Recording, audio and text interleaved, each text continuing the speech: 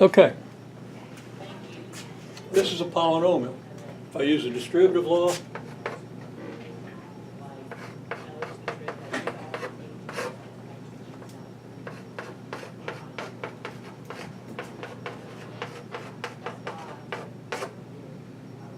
now what I've done is I've left the x minus 5 here, but I'm multiplying the x plus 3 by x minus 2. So I get x times x minus 2 plus 3 times x minus 2. And y'all are, as a whole, pretty good with the distributive law. Not everybody's doing it, and everybody really kind of needs to, but let's just go ahead and do this. So we're going to get x squared minus 2x plus 3x minus 6.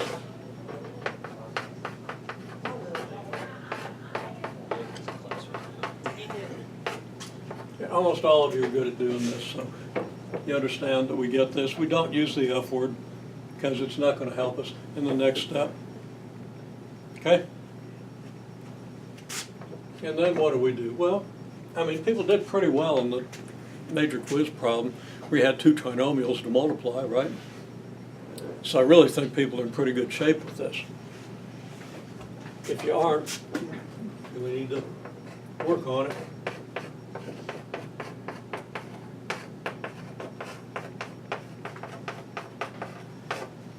So, you know, x times this minus 5 times this, and then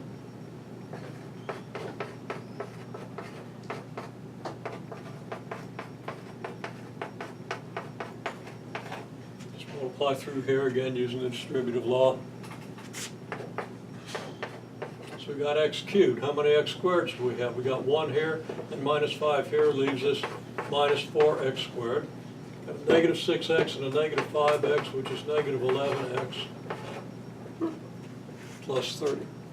So this is a polynomial of degree 3. And we'll worry about identifying degree and so forth later.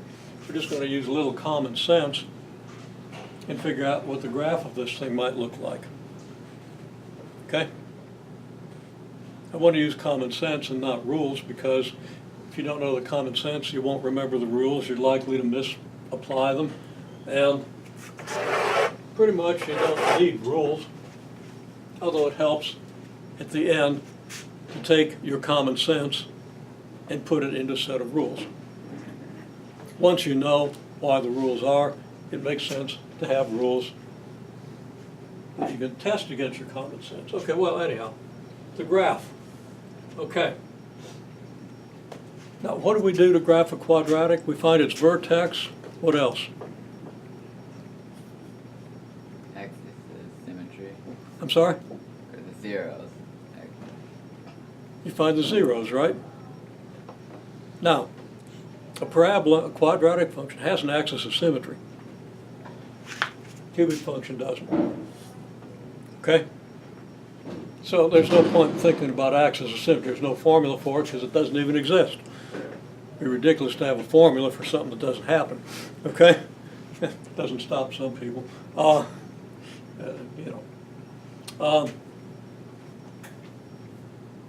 Thinking about other fields. Okay. So we find the zeros. Okay? No axis of symmetry, no vertex. We find the zeros.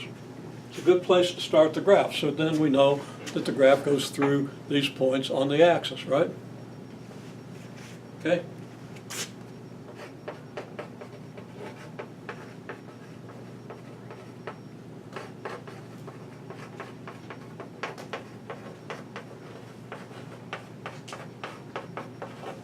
That is, solve the equation P of x equals 0. Okay?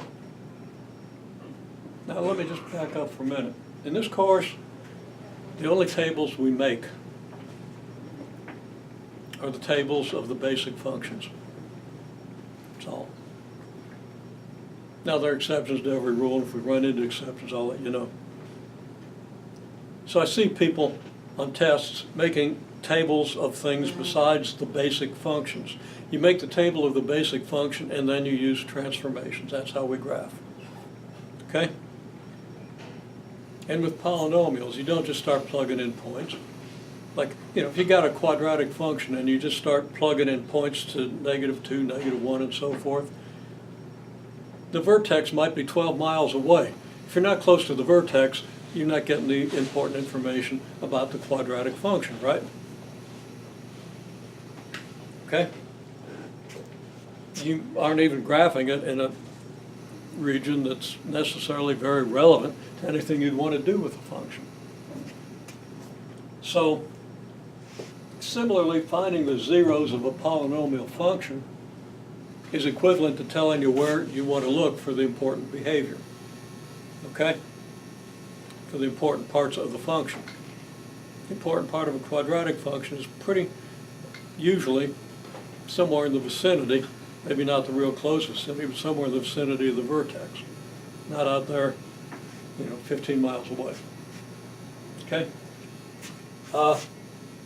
Similarly, usually, in most cases, the important part of the behavior of a polynomial is close to its zeros. Okay? Even if it doesn't have zeros, which is a little confusing, but we'll see. Okay? So, how do you solve p of x equals 0? How would you write that equation? Would you set this equal to 0? Well, this is p of x, right? Perfectly okay to set this equal to 0. Or you could set this equal to 0, right?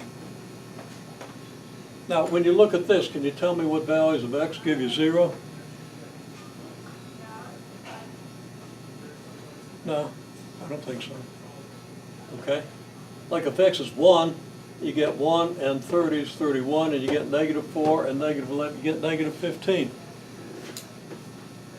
If x is 2, you get 8, you get -16, -22, +30. Not going to be 0.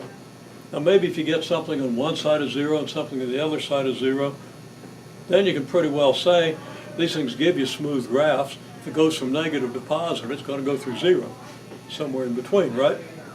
And that can be an important technique we'll talk about later. But right now, we're not even going to look at this form. Okay? We're going to look at this form. Because can you give me an example, a number, x, that would give you 0? 2. Yeah, if x is 2, x minus 2 is 0, so it doesn't matter what these are. Okay?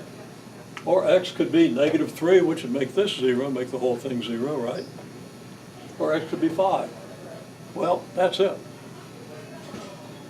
If x isn't 5, or -3, or 2, this is not going to be 0, because none of these are going to be 0, and if you multiply 3 numbers, none of which are 0, you aren't going to get 0, are you? Can anybody give me 2 numbers, neither of which is 0? When you multiply them, you get 0? Can you multiply 2 non-zero numbers and get 0?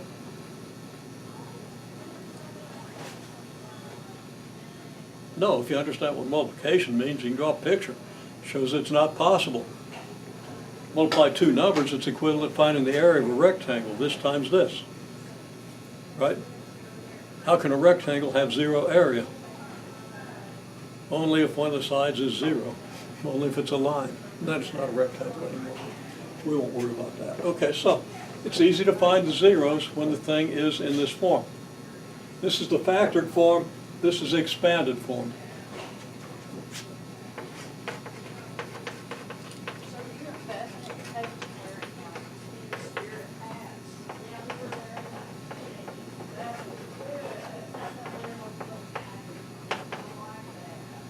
This is much nicer than this. Okay?